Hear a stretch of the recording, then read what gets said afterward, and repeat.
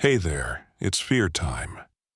Welcome to our dark corner of the internet, where shadows whisper secrets and the night holds untold terrors.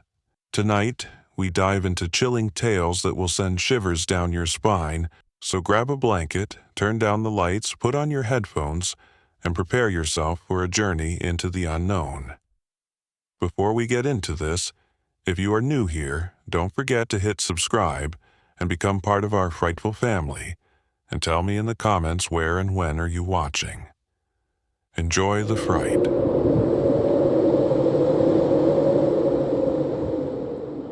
There's something about the wilderness that has always drawn me in.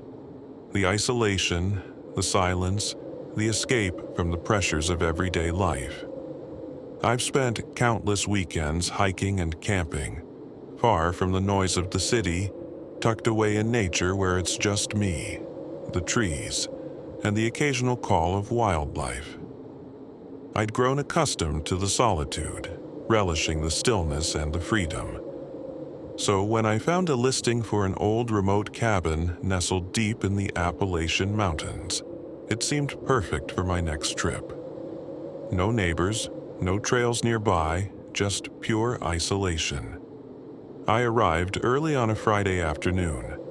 The drive itself was long and winding, the kind where your phone loses signal and the road feels like it's disappearing into the forest. Exactly the kind of place I was looking for. I parked at the end of a narrow, overgrown dirt road, then hiked the remaining mile or so to the cabin. The air was crisp, the sky clear, a perfect day to be out in the wilderness. As I hiked, I felt that familiar thrill of being totally alone, cut off from the world. The cabin was exactly as described, rustic, simple, and completely isolated. It sat in a small clearing, surrounded by dense woods on all sides. The structure itself looked weathered, like it had been standing there for decades without much attention. The roof sagged a little, and the windows were grimy, but it was solid enough for a couple of nights. The door creaked loudly when I opened it, revealing a single room with a small kitchen area, a fireplace, and a bed pushed up against the far wall. Dust coated every surface, but I wasn't expecting luxury. It was exactly what I wanted. Solitude.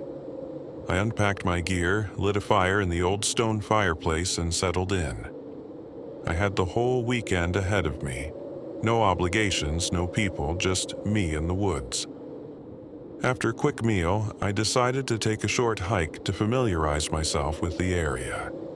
There weren't any marked trails around, but the forest floor was easy to navigate, the underbrush sparse in most places. The trees were tall, their branches thick and intertwining, casting long shadows across the forest floor. It was peaceful, the kind of quiet where the only sound is your own footsteps. As I walked, I began to notice something strange. The forest felt different. It wasn't like the other places I'd hiked before. It was hard to put into words, but there was a stillness here that felt unnatural, the kind of silence that made your skin crawl. I'd been hiking for about an hour when I realized I hadn't heard a single bird call, no rustling in the bushes, no distant animal noises. It was as if the entire forest was holding its breath. I shrugged it off, telling myself it was just my imagination. It was getting late anyway, and I didn't want to be out in the woods after dark. I made my way back to the cabin, the setting sun casting long orange shadows through the trees. By the time I got back, dusk had settled in. The cabin, now bathed in fading light, looked even more weathered than before, but it was warm, and I was glad to be inside. That night, I built up the fire and settled into the small bed with a book, but the unease from earlier hadn't quite left me. Every now and then, I thought I heard something outside, just a faint rustle, the crack of a branch. But every time I looked out the window, there was nothing. The forest, as always, was still. It was around midnight when I woke to a sound that pulled me from sleep instantly. A long, slow scrape, like something was dragging its claws across the wooden door. I shot up, my heart pounding in my chest. For a moment, I sat there, frozen, listening. The sound came again, slower this time, deliberate. Something was out there. I grabbed my flashlight and cautiously moved to the window, my pulse racing. I shined the beam outside, sweeping it across the clearing. The trees stood tall, their branches swaying slightly in the wind. I couldn't see anything unusual at first, just the dense woods surrounding the cabin. But then, just at the edge of the tree line, I saw something shift, something pale. I couldn't make it out clearly, but it wasn't an animal. It was too tall, too still. Whatever it was, it stood just out of the light's reach, unmoving, watching the cabin. My breath caught in my throat as I tried to focus, tried to make sense of what I was seeing. But the more I stared, the less sense it made. Its form was wrong, unnatural. It stood on two legs, hunched, with long, spindly limbs. But I couldn't make out its face, its features hidden in shadow. And then, just as suddenly as it had appeared, it was gone. 1 second it was there, the next, nothing. Just the dark, silent woods. I stayed by the window for what felt like an eternity, my heart pounding, straining my eyes to catch another glimpse. But the clearing remained empty. I couldn't shake the feeling that whatever it was still out there, hidden, watching. The scratching at the door had stopped, but the sense of dread hadn't. I backed away from the window and stoked the fire, trying to convince myself it was just a trick of the light, that my mind was playing games with me. But deep down, I knew that wasn't true. Something had been out there. I didn't sleep the rest of the night. Every time the fire crackled or the wind howled through the trees, I flinched, certain that I would hear that scraping at the door again. But it never came. Dawn finally broke, the weak light filtering through the grimy windows, and with it came a brief sense of relief. The daylight made everything seem more manageable, less terrifying.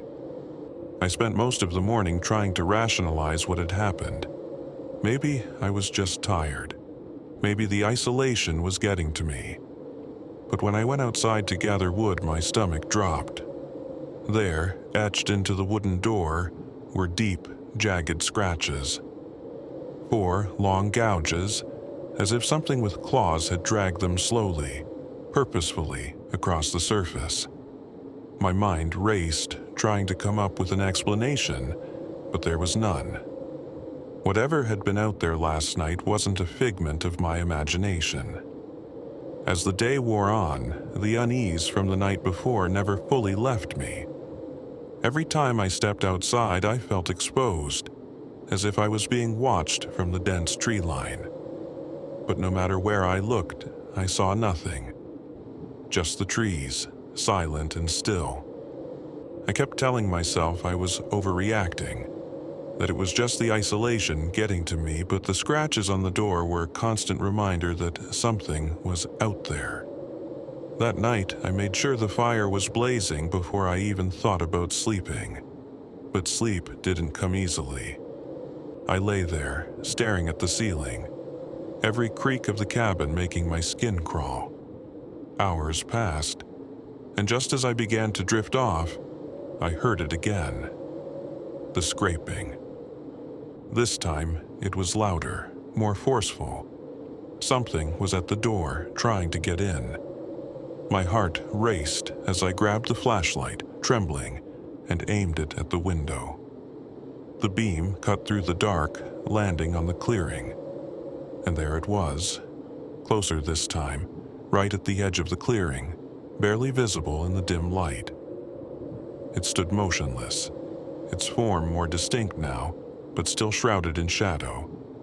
I couldn't make out its face, but I could feel its eyes on me, cold and unblinking. My mind screamed at me to run, but my body wouldn't move. I was paralyzed, trapped by its gaze, as the scratching grew louder, more insistent. I backed away from the window, my breath coming in shallow gasps. I had to get out of there. Whatever this thing was, it wasn't going to leave. It wasn't going to stop.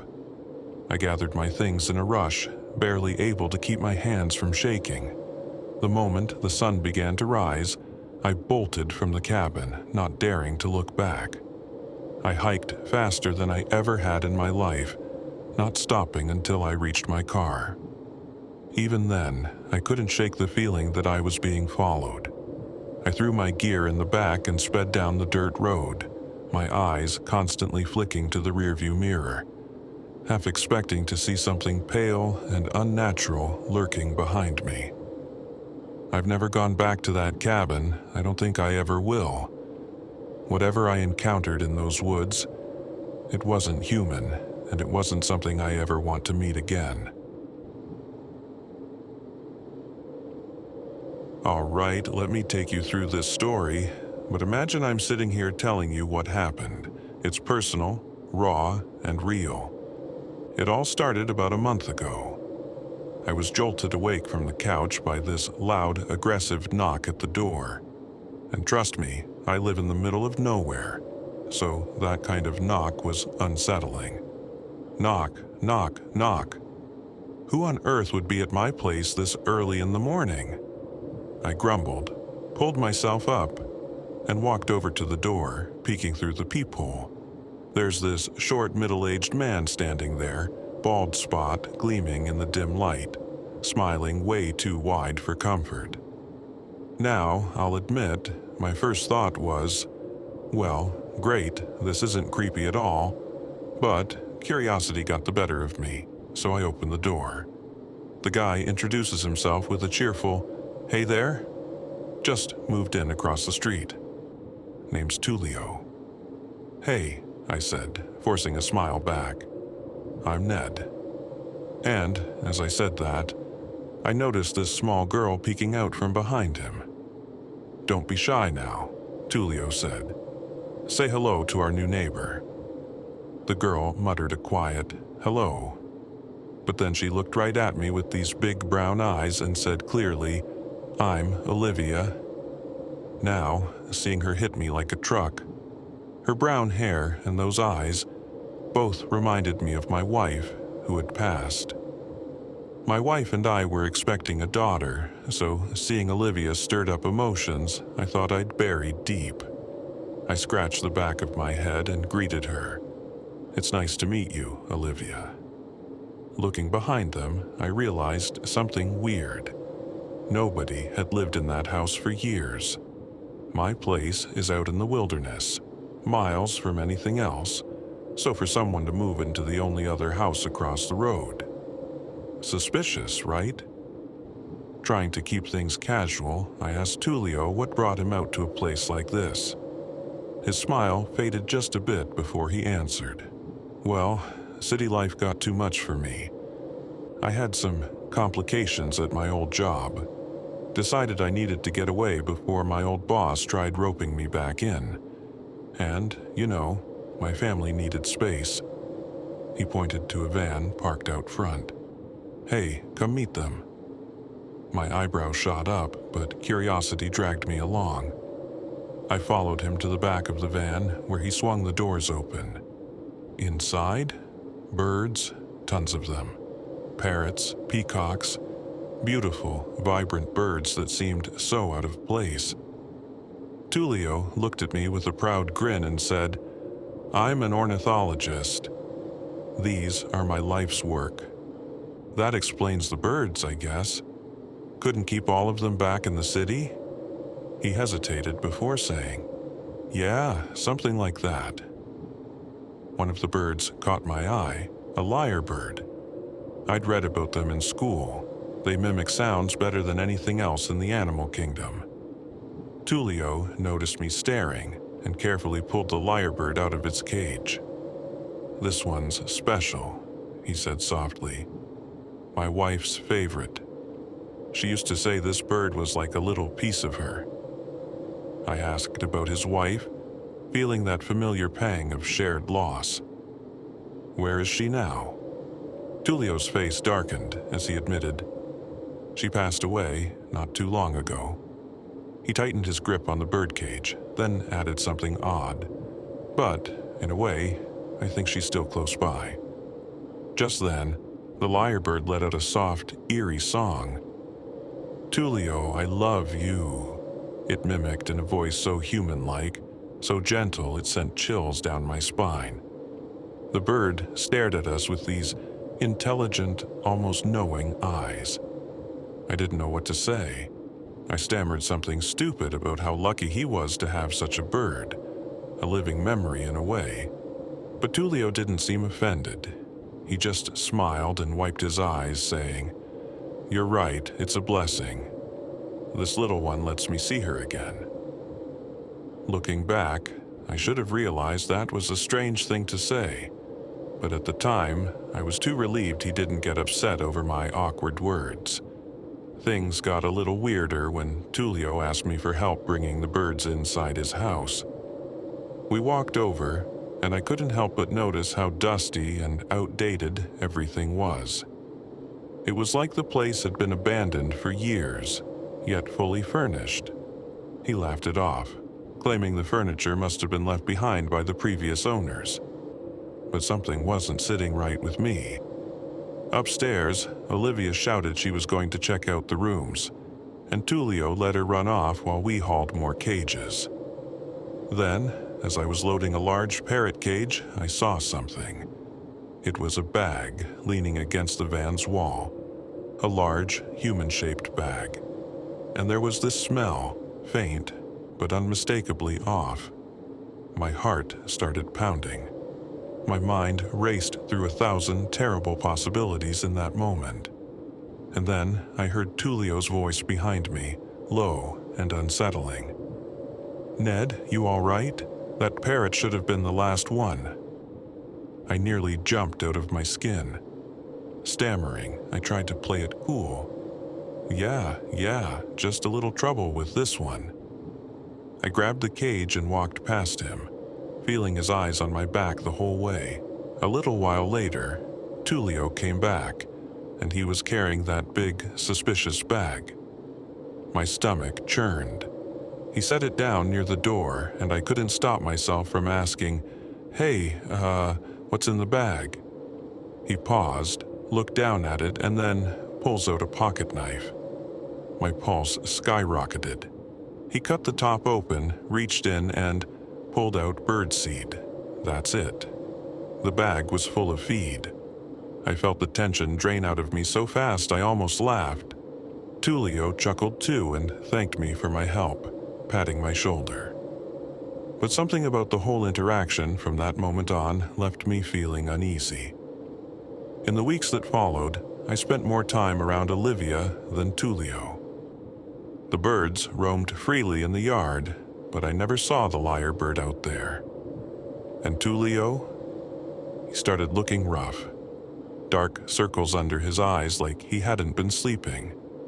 And that picture frame in his house, the one with the young Tullio and his wife, it kept gnawing at me as if I was missing something crucial. You ever get that feeling? When everything seems fine on the surface, but deep down, you know something is seriously wrong. That was my life for those weeks. One day, I couldn't put it off any longer. While playing with Olivia and the birds, I casually asked her, "Hey, do you think you've lived here before?" Olivia giggled, raising an eyebrow at me. "No, silly. We just moved here, remember?" I know. But maybe this used to be your old house or something. Or maybe your dad lived here a long time ago?" Olivia pondered for a moment, putting a finger to her chin before shaking her head. "Nope, I don't think so. I've never heard him say that." Then she darted back to playing with the birds, carefree as always. I let out a quiet sigh and lay back on the grass, staring up at the clouds.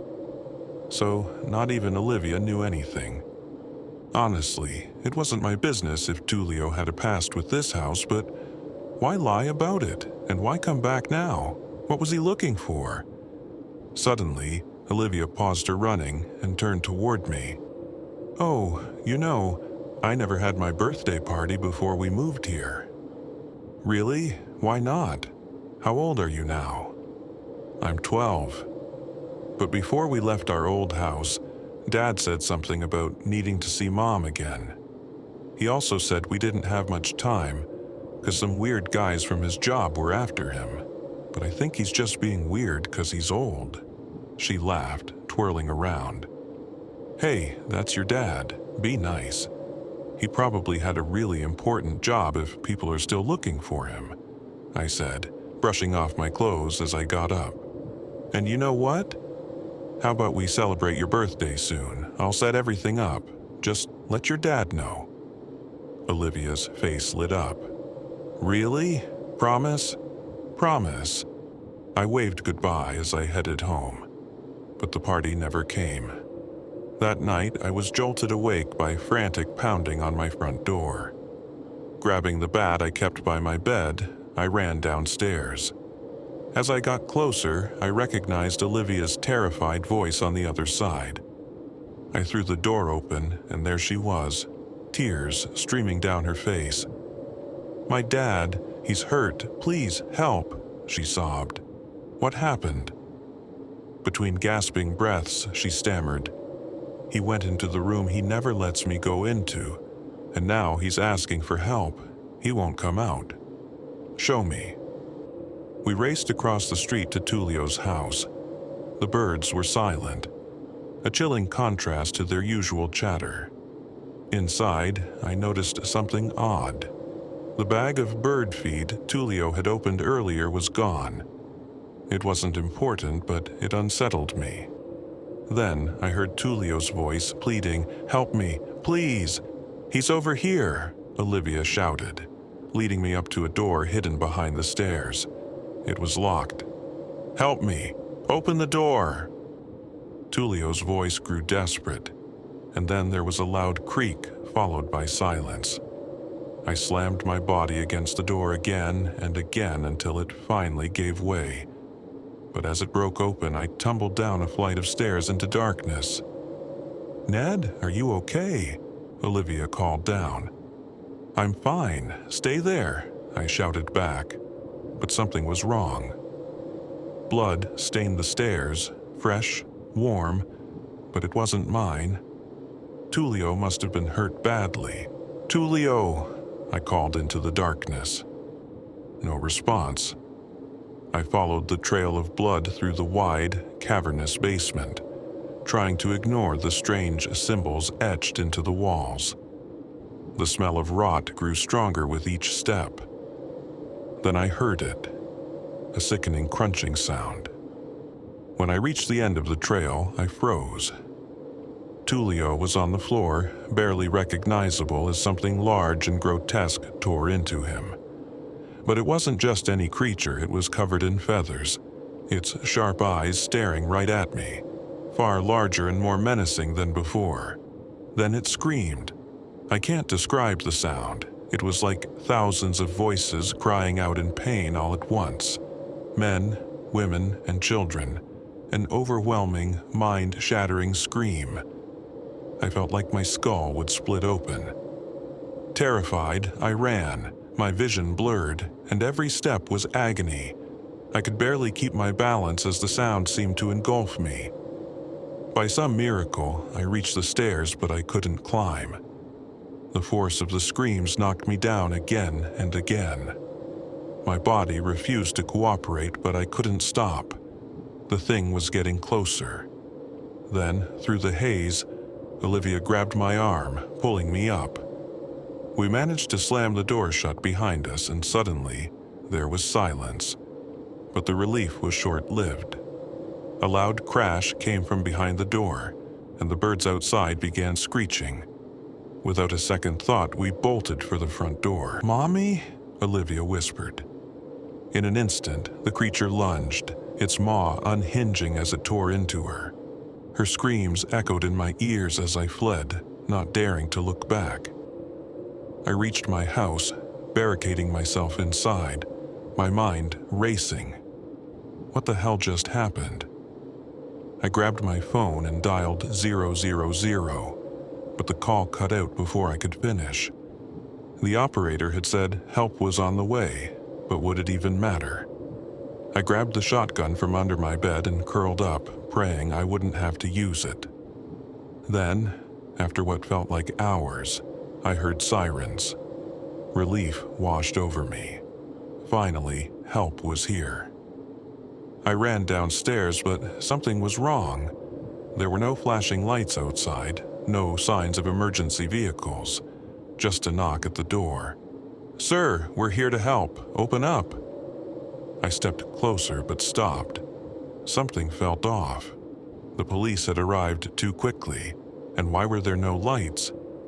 "Open the door, sir. We're here to help." The voice grew more insistent, but my gut screamed at me not to listen. And then, Olivia's voice came from the other side. "Ned, please, it's me. Help." My blood ran cold. I backed away, refusing to open the door, and the creature grew frustrated. It slammed against the barricade, over and over. Now I'm hiding, clutching the shotgun, waiting for whatever comes next. It was a scorching summer day, and I had gone for a hike, eventually getting seriously lost, but that's a story for another time. After trekking through miles of wilderness without a clear path, I finally stumbled onto a road. I was so far from my car and utterly exhausted, still with several miles to go. By late afternoon, I was finally heading home after hours of wandering through mountains and woods. It was about 15 miles to my place, which is out in the country.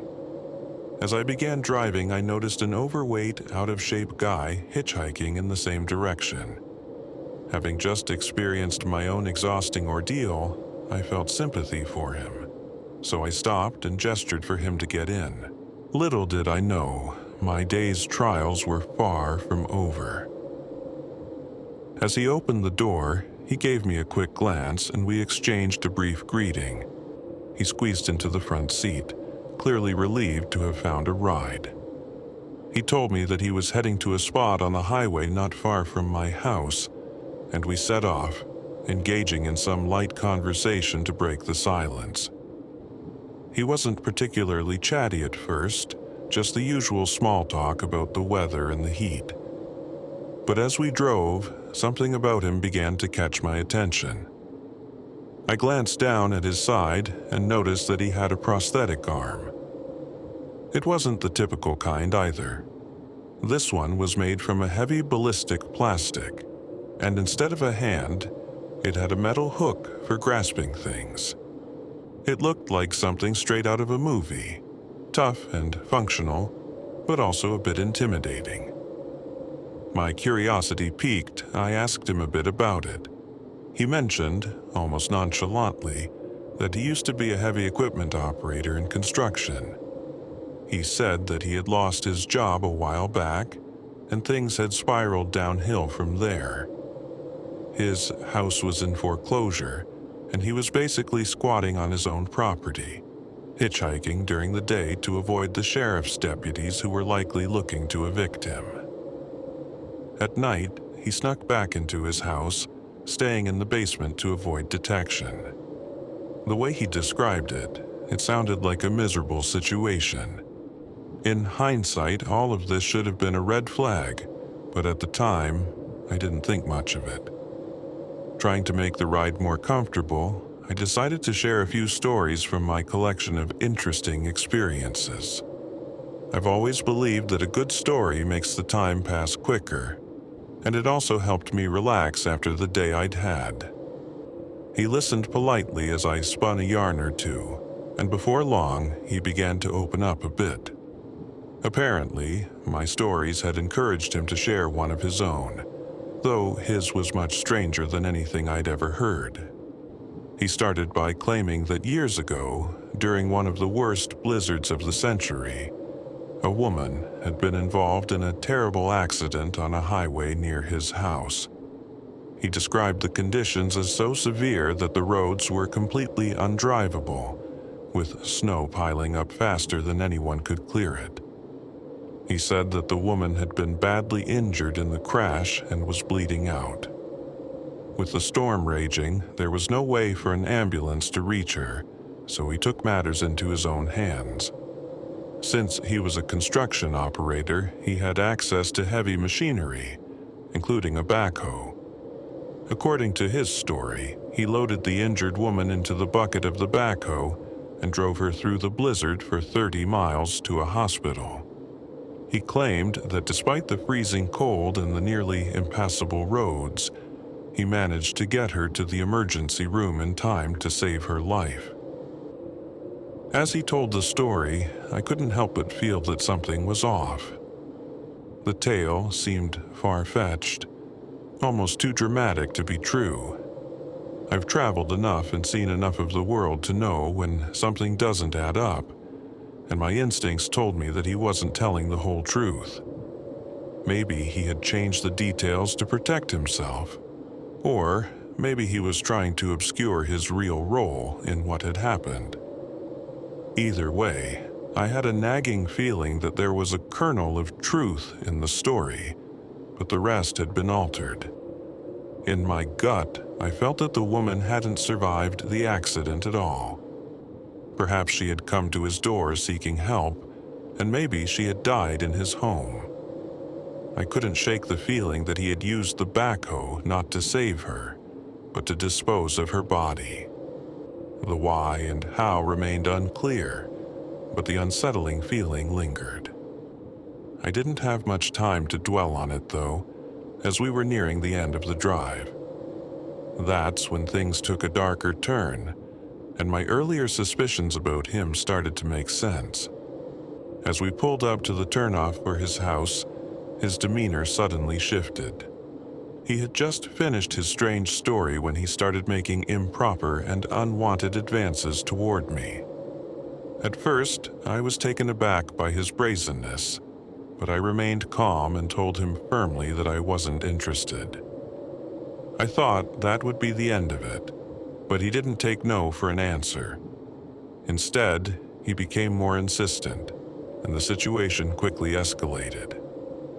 I've been in dangerous situations before, so I knew how to read the signs. He wasn't getting out of the car, and his body language became increasingly aggressive. His prosthetic arm, the heavy one with the metal hook, was now raised between us. He stared directly into my eyes, not saying anything, but the look on his face told me everything I needed to know. He was dangerous, and I was in real trouble. I've studied self-defense and martial arts for years, and in moments like these, it all comes down to instinct. I knew that if I showed any sign of fear, if I looked away or blinked, he would use that arm to knock me out. His size and strength were obvious, and his construction background meant that he had the physical power to overwhelm me in an instant. But I wasn't about to let that happen. I kept my eyes locked on his, refusing to back down. My mind raced, quickly formulating a plan. The advantage I had was that I was wearing my seatbelt, and he wasn't. If it came down to it, my plan was to floor the gas pedal and crash the car into his house at full speed. He would go through the windshield, and the noise from the crash would draw attention, hopefully giving me a chance to escape or get help. Even if I ended up injured or unconscious, it was better than the alternative. I was certain that if he knocked me out, I wouldn't wake up again. He wasn't just making a pass at me. I sensed he was capable of far worse. But he must have seen something in my eyes, something that told him I wasn't going down without a fight. He realized that I was ready for a life-or-death struggle, and eventually he backed off. Without saying a word, he opened the door and got out of the car. The moment he was out, I quickly reversed out of the driveway, my heart pounding. As I drove away, I glanced back and saw him standing there, watching me leave. I couldn't shake the feeling that I had just narrowly avoided something terrible. As I sped away, the thought crossed my mind.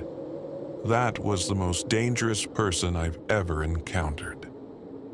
For a moment, I considered going straight to the police and reporting the incident, but then doubt crept in. After all, he hadn't physically assaulted me, and I knew that authorities often don't take reports seriously unless a crime has been committed. I was also exhausted and just wanted to forget the whole ordeal. It had been a long day, and I wasn't sure I had the energy to deal with skeptical police officers who might dismiss my concerns. In the end, I made the decision to just move on and put the day behind me. Looking back now, I realize that was a mistake. About 10 years later, I was driving past that same area when I noticed something unusual. The property where I had dropped him off all those years ago was now the center of a major crime scene. There were police cars everywhere, crime scene tape cordoning off the area, and even a helicopter hovering overhead. My stomach dropped. I pulled over and asked one of the officers what was going on, and the story he told me sent chills down my spine. A woman from a neighboring state had gone missing, and she had last been seen staying at that house. Days later, her body had been discovered, stuffed into a freezer and dumped into a pond near the property. The police were investigating, and it quickly became clear that the people living there had been involved in something far darker than anyone could have imagined. Dark rumors started circulating about how the woman had been exploited and abused before her death. While the full details were too gruesome to think about, one thing was certain. I should have reported that man when I had the chance. I finally called the state police, filled with regret. I told them about the hitchhiker I had picked up years ago and the strange story he had told me about the backhoe and the blizzard. I told them how I had suspected something wasn't right, but had never reported it. The next day, the crime scene was buzzing with activity again, with officers searching for evidence that might connect him to other unsolved cases. While the couple living in the house was eventually charged with various crimes, neither was ever officially linked to the woman's death. However, they both remain in prison for other serious offenses. I still wonder if I could have prevented that woman's fate if I had acted sooner.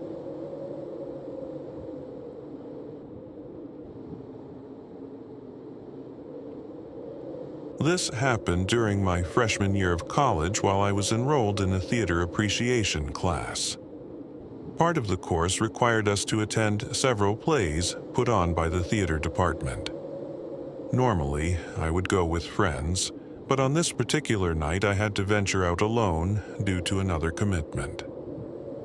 The play was set to begin at 6:30 p.m., and I embarked on the brief 10-minute walk to the theater, feeling a mix of excitement and nervousness. Upon arriving, I noticed a man loitering near the entrance. Out of habit, I offered him a polite smile. He returned the gesture, but there was an unsettling air about him. As I stood in line, he positioned himself right behind me, muttering to himself about his car and its location. I tried to tune him out, but then I heard him ask, "Where are you sitting?" At first, I assumed he was talking to someone else and didn't respond. After my ticket was scanned, I made my way inside and chose a seat. To my surprise, the same man plopped down right next to me. He muttered, "I can't believe it," right next to me. A chill ran down my spine, but I brushed it off as just a coincidence. He looked to be in his early 30s, and soon enough he started bombarding me with questions. Too many questions. "Do you come to these plays often?" he asked. I replied no, and he instantly launched into a lengthy explanation of how he was a regular attendee, boasting about how much he adored the plays and casually mentioning that his girlfriend was in tonight's production.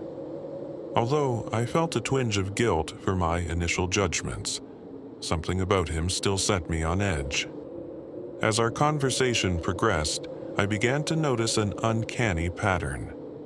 Everything I said, he seemed to mirror, sharing the same interests and experiences. When he asked what type of music I liked, I decided to throw him a curveball by mentioning Regina Spektor, a somewhat obscure artist, thinking he wouldn't know her. His response sent a shiver down my spine. "Oh, I love Regina Spektor. She's amazing. I listen to her all the time." The conversation was becoming increasingly uncomfortable. The more he agreed with me, the more my unease grew. Just before the play commenced, a woman about his age sat on my other side. The moment she settled in, he fell silent.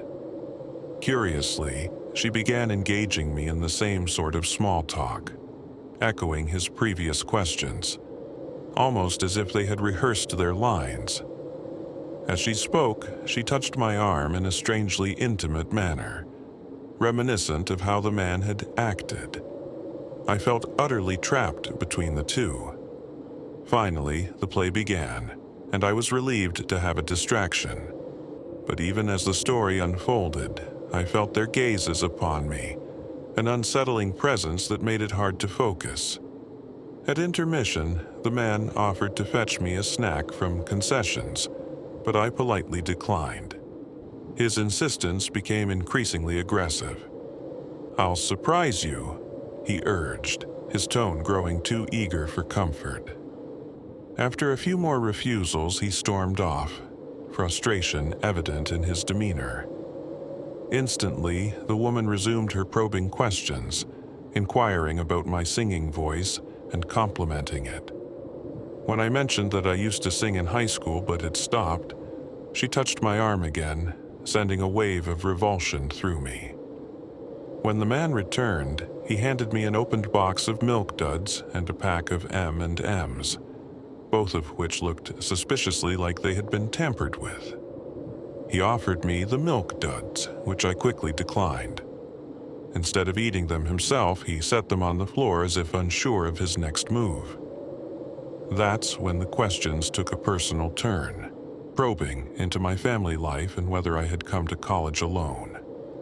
Feeling cornered, I lied, telling him I lived with my brother in an apartment far away from my actual place.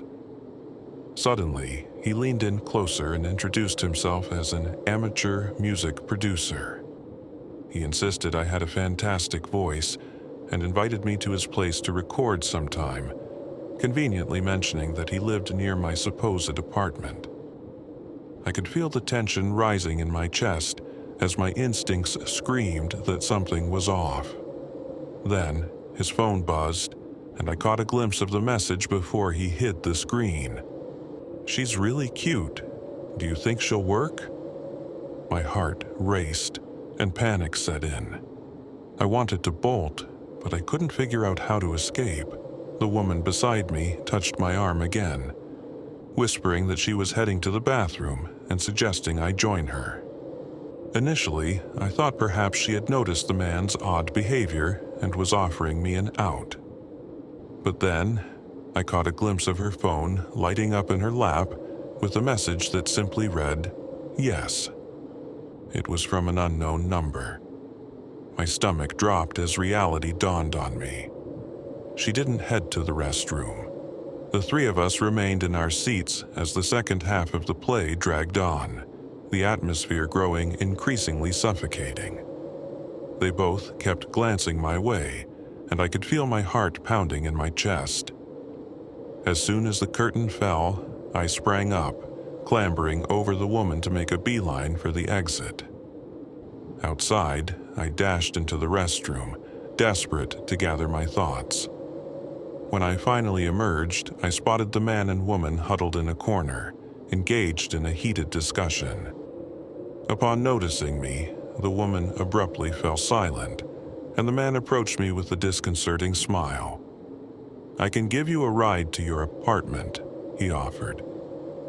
I firmly declined, claiming my brother was picking me up.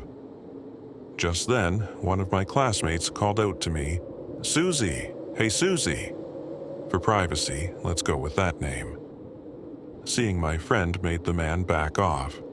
We left together, and as we walked away, I heard him call after me, "Susie, hope to see you again." I didn't dare look back.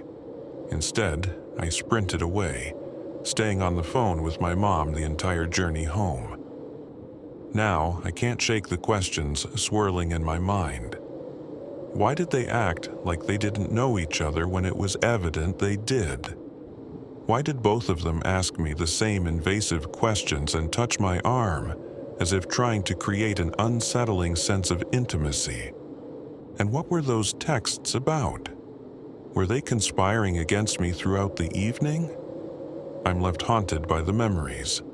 The opened candy, the man's unappetizing offer, the woman's unsolicited touches, and the sense that they were trying to isolate me, whether by leading me to the bathroom or offering me a ride. Am I simply paranoid, or was something truly sinister unfolding that night? Later, I heard that a young woman had been abducted and tragically murdered in my college town just a year or two before my arrival, adding an unsettling layer to this entire experience.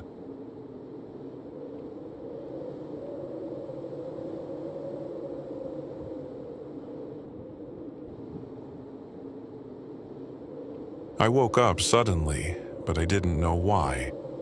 The kind of sudden wakefulness where you can't tell if something really woke you or if your body just jolted itself out of sleep for no reason.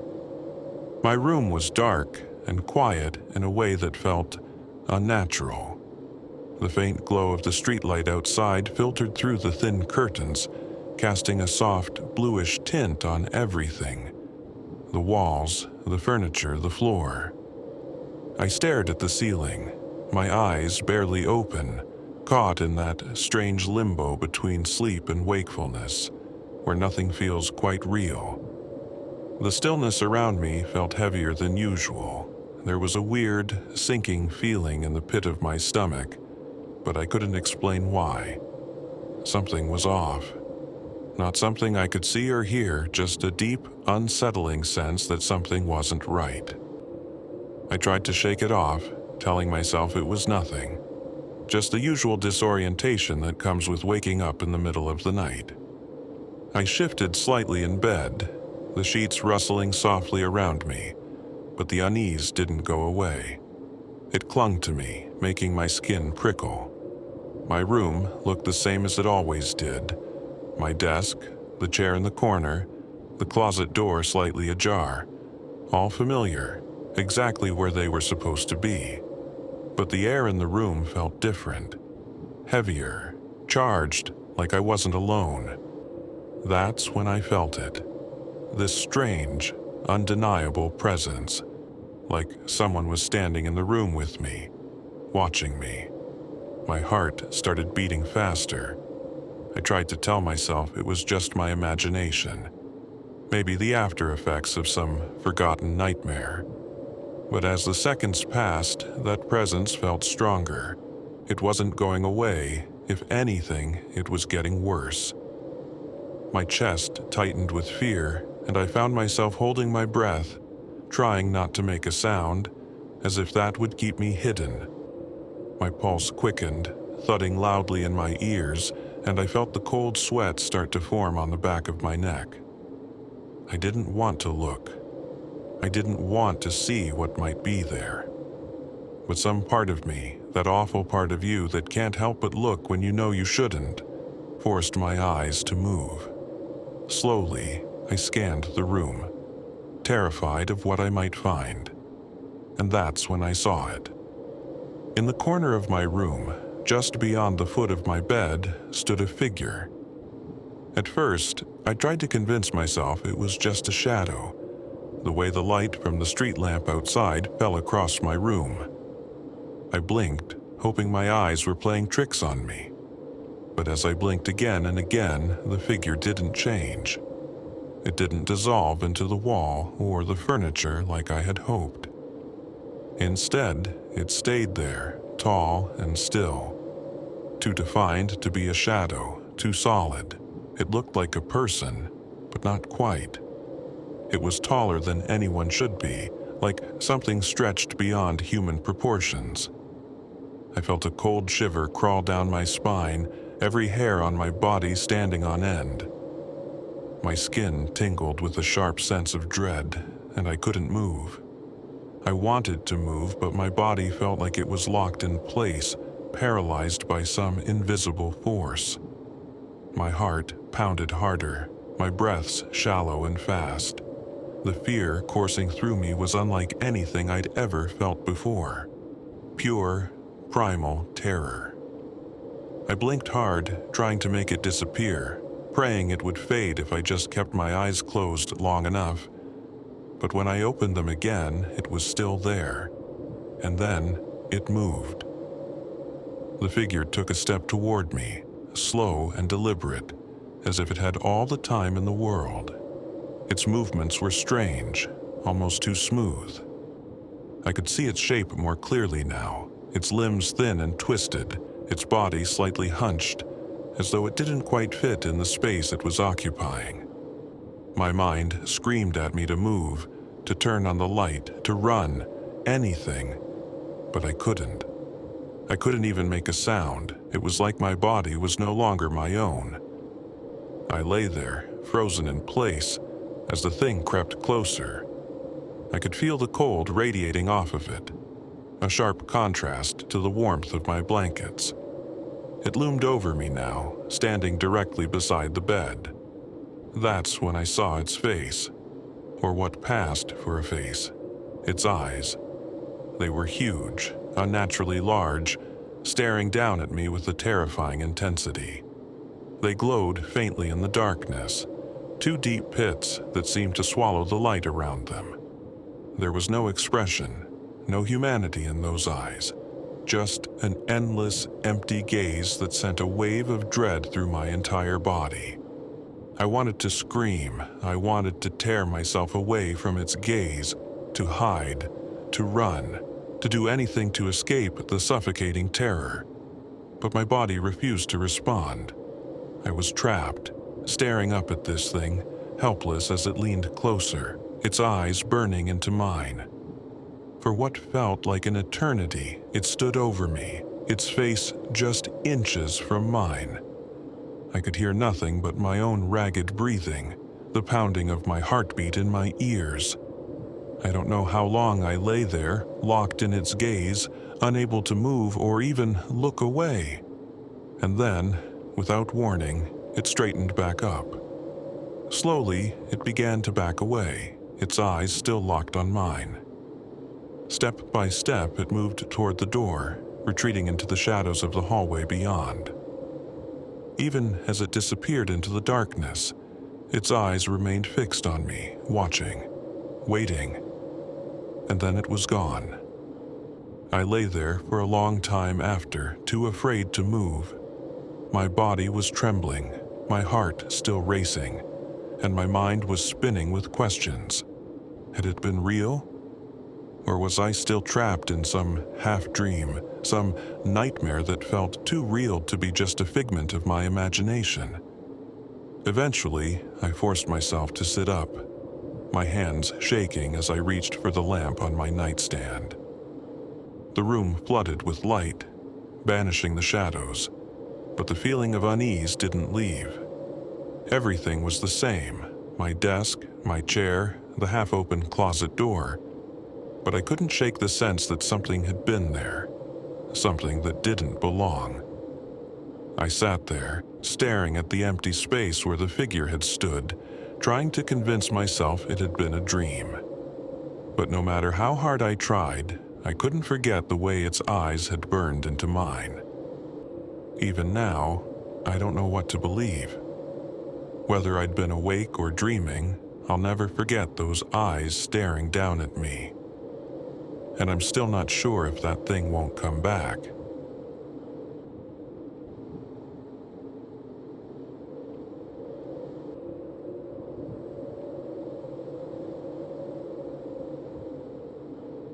When I was 14, a thunderstorm woke me up in the middle of the night. The sound of rain pounding against the window was so loud that I thought it might shatter the glass.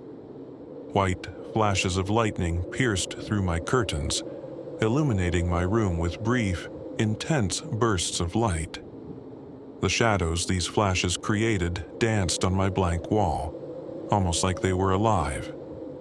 I couldn't sleep with all the commotion outside, so I started making shadow puppets with my hands, playing with the frequent blasts of light.